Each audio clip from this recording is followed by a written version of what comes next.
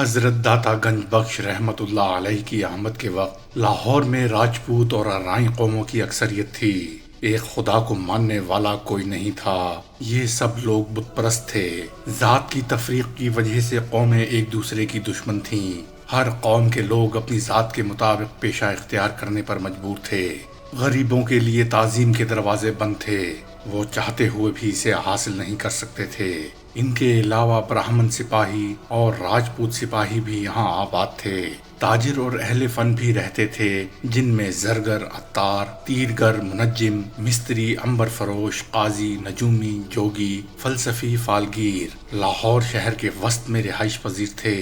شہر کے ارد گرد زیادہ تر زمینیں تھیں جو کہ ہندو آرائیوں کی ملکیت تھیں، جو ان زمینوں پر اپنے مزاروں سے کھیتی باڑی کرواتے تھے اور خود کو راجپوتوں کے برابر خیال کرتے۔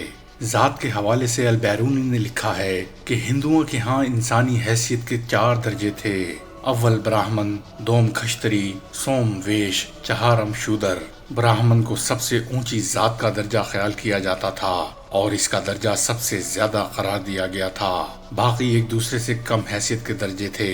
خصوصیت کے اعتبار سے براہمن زادے کی زندگی کے 4 ادوار ہیں۔ پہلا دور 8 سال کی عمر سے 25 سال کی عمر تک کا ہے۔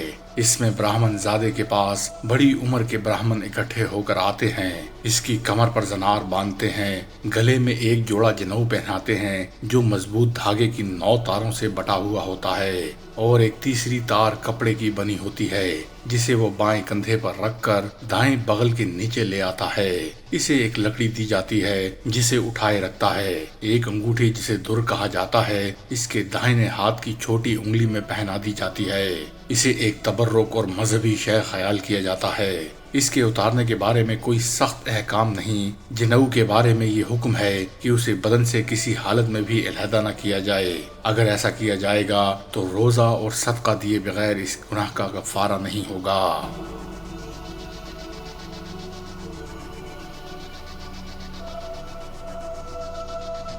براہمن زادے کے لیے ضروری ہے کہ 25 سال تک دنیاوی تعلقات سے علیحدہ رہے۔ وہ ملک گھومتا ہے، کسی گرو کی خدمت کر کے اس سے مختلف مذہبی علوم حاصل کرتا ہے۔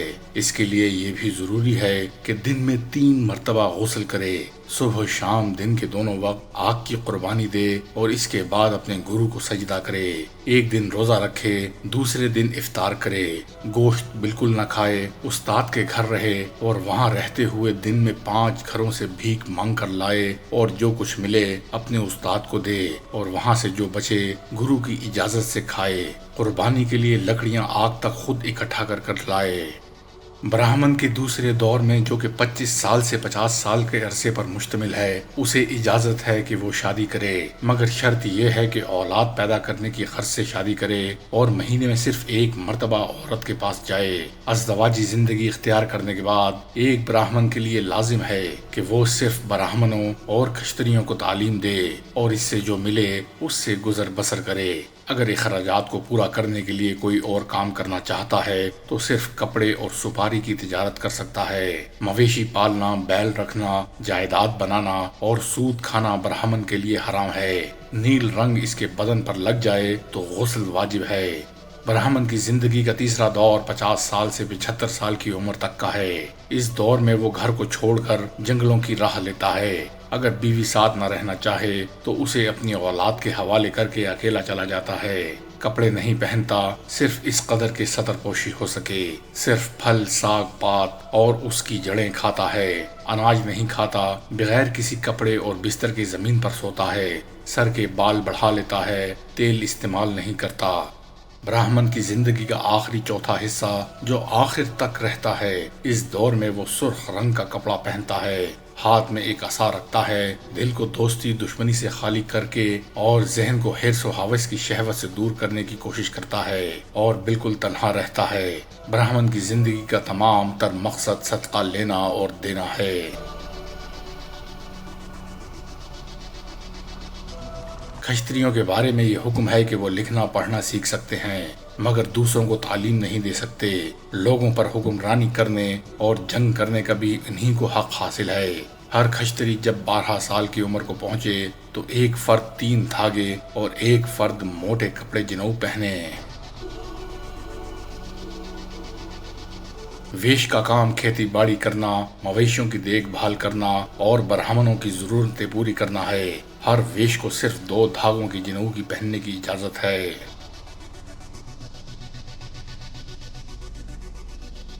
شودروں کی حیثیت صرف برہمنوں کی خدمت کرنا ہے، ان کی حیثیت غلاموں کی سی ہے۔ اگر وہ جنوں پہننے کی خواہش کریں تو صرف ایک فرد موٹے کپڑے کی پہن سکتے ہیں۔ ایسا کام جو برہمن انجام دیتے ہیں شودروں کو اجازت نہیں، مثلاً مالا جپنا، آگ کی قربانی دینا اور وید پڑھنا۔ اور اگر اس نے کوئی ایسا کام کیا ہے جو صرف برہمنوں کے لیے مخصوص ہے، مثلاً وید پڑھنا، تو سزا کے طور پر شہر کا حاکم اس کی زبان کاٹ ڈالنے کا حکم دے سکتا ہے۔ شودروں کے علاوہ ہندوؤں کی نظر میں جو ہندی نہیں وہ ملیچ یعنی ناپاک ہے۔ وہ لوگ بھی جو مار دھاڑ کرتے ہیں، ذبح کرتے ہیں اور جانوروں کا گوشت کھاتے ہیں، یعنی کہ مسلمان۔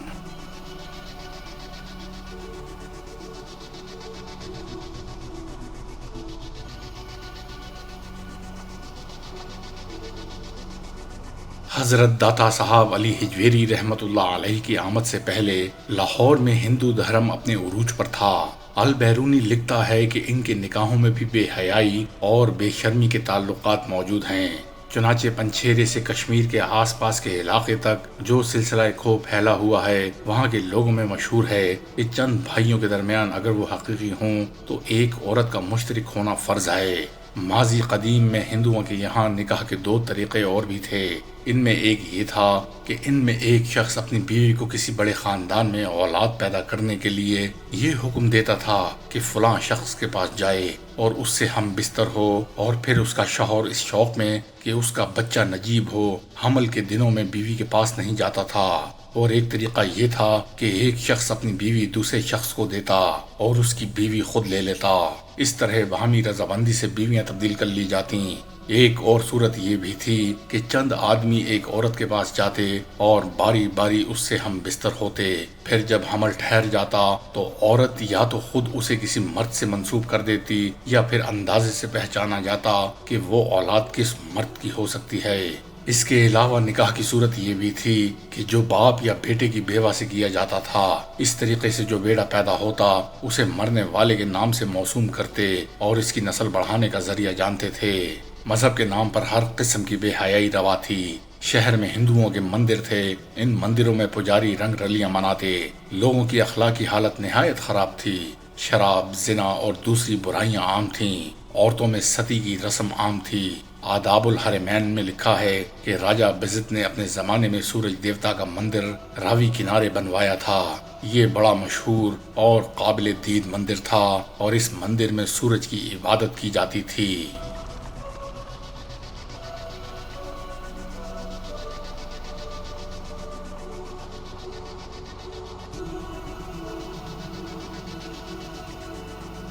حضرت علی ہجویری المعروف داتا صاحب کی لاہور آمد سے پہلے ہی اگرچہ اسلام کی روشنی پھیلنا شروع ہو گئی تھی، آپ کے آنے سے پہلے جو بزرگ یہاں تبلیغ اسلام کا فریضہ انجام دے رہے تھے ان کی کاوشوں سے بہت سے لوگ حلقۂ بغوث اسلام ہو گئے تھے، مگر ہندو پرہتوں کی اجارت داری کی وجہ سے تبلیغ دین میں رکاوٹیں تھیں اور لاہور کی فضا مسلمانوں کے حق میں بڑی ناسازگار تھی۔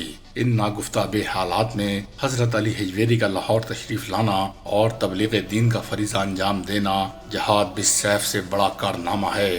حضرت داتا صاحب کا لاہور میں آنے کا مقصد لوگوں کو دین حق کی دعوت دینا تھا، اور اسی مقصد کے لیے آپ نے اپنے وطن غزنی کو چھوڑ کر یہاں قدم رنجہ فرمائے۔ آپ نے تبلیغ کا آغاز فرمایا۔ آپ کے پاس جو آتا اسے اللہ پر ایمان لانے کی ترغیب دیتے، اسے دین اسلام کے عقائد سے آگاہ کرتے اور اس کے لیے بارگاہ خداوندی میں دعا فرماتے کہ خدا ان کو اسلام قبول کرنے کی سعادت عطا فرمائے۔ لوگ آپ کے پاس آتے اور اللہ کے اس ولی کی دعائیں ساتھ لے جاتے۔ آپ کے پاس آنے والوں کو آپ کی روحانیت کے باعث دینی اور دنیاوی فیض حاصل ہوتا۔ آپ کی دعاؤں کی برکت سے کئی مریضوں کو شفا نصیب ہوئی۔ لوگوں کی تنگ دستی خوشحالی میں بدل گئی۔ سب سے پہلے جو غیر مسلم آپ کے ہاتھوں پر مشرف با اسلام ہوا وہ کوئی عام اور معمولی غیر مسلم نہیں تھا، بلکہ ایک ایسا ہندو راجپوت تھا جو لاہور کی غیر مسلم ریاست کا ایک اہم سیاسی اور کلیدی عہدیدار تھا۔ جب لاہور یعنی پنجاب کی ریاستوں کا غزنی سے الحاق ہوا تو کچھ عرصے بعد شہزادہ مجدد پنجاب کا حاکم بنا تو رائے راجو کو نائب حاکم پنجاب بنایا گیا۔ کچھ عرصہ وہ اس اہم عہدے پر فائز رہا، آخر راج پاٹ گھر بار چھوڑ کر جوگ اختیار کر لیا اور جب استدراج کے مقام پر پہنچا تو رائے راجو جوگی کہلایا۔ لاہور اور اس کے گرد و نواح میں اس کا بڑا چرچا تھا اور لوگ اس کو بہت نظر و نیاز دیتے تھے۔ جب داتا صاحب رحمت اللہ علیہ لاہور پہنچے تو اس کی شہرت اور نظر و نیاز میں کمی واقع ہو گئی، جس پر وہ حضرت کے سامنے آ کھڑا ہوا اور آپ سے مقابلے کی ٹھان لی۔ آپ نے بہت پیار و محبت سے اسے سمجھایا کہ میں کوئی شوبداگر نہیں ہوں کہ تمہیں کمال دکھاؤں، میں تو اللہ کا ایک عاجز بندہ ہوں، اگر تم میں کوئی خوبی ہے، کوئی شوبدہ ہے تو دکھاؤ۔ اس پر جوگی رائے راجو ہوا میں اڑنے لگا۔ حضرت داتا گنج بخش رحمت اللہ علیہ نے مسکراتے ہوئے اپنی پاپوش مبارک ہوا میں پھینک دی، جو جوگی کے سر پر کفشکاری کرتے ہوئے اسے زمین پر لے آئی۔ اس کرامت سے متاثر ہو کر جوگی آپ کے قدموں میں گر گیا اور دائرہ اسلام میں داخل ہو گیا۔ آپ نے اسے اپنی بیعت میں لے لیا۔ آپ کی نظر عنایت سے اس کی ظاہری اور باطنی حالت بدل گئی اور آپ نے اس جوگی رائے راجو کو اسلامی نام عبداللہ اور لقب شیخ ہندی عطا فرمایا۔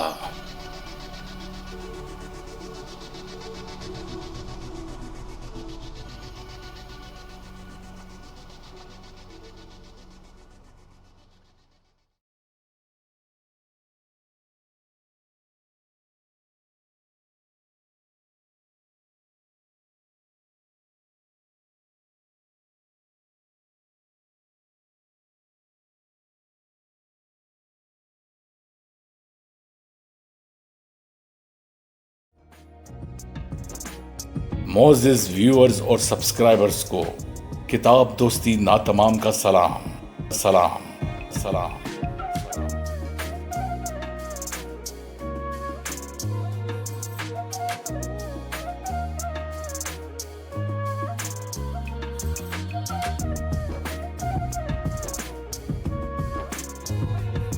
آپ سے گزارش ہے برائے مہربانی میرے دوسرے چینل ورلڈز انفارمیشن انسائکلوپیڈیا کو سبسکرائب کیجیے، جس کا لنک ڈسکرپشن میں موجود ہے۔